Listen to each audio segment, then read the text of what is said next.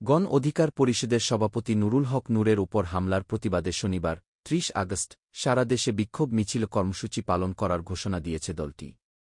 পাশাপাশি কেন্দ্রীয়ভাবে ঢাকায় বিক্ষোভ সমাবেশের ডাক দেওয়া হয়েছে।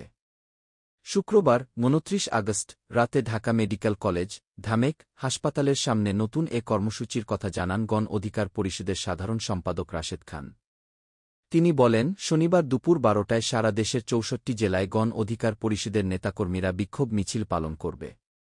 পাশাপাশি এই হামলার প্রতিবাদ ও বিচার দাবিতে বিকেল ৩টায় ঢাকায় গণ অধিকার পরিষদের কার্যালয়ের সামনে বিক্ষোভ সমাবেশ করা হবে। প্রসঙ্গত, শুক্রবার রাতে বিজয়নগরে আল রাজি টাওয়ারের সামনে জাতীয় পার্টির জাপা নেতাকর্মীদের সঙ্গে গণ অধিকার পরিষদের নেতাকর্মীদের সংঘর্ষ হয়। পরে দুই পক্ষকে ছত্রভঙ্গ করতে বল প্রয়োগ করে আইনশৃঙ্খলা বাহিনী। এতে গণ অধিকার পরিষদের সভাপতি নুরুল হক নূর ও দলের সাধারণ সম্পাদক রাশেদ খানসহ অন্তত ৫০ জন আহত হন।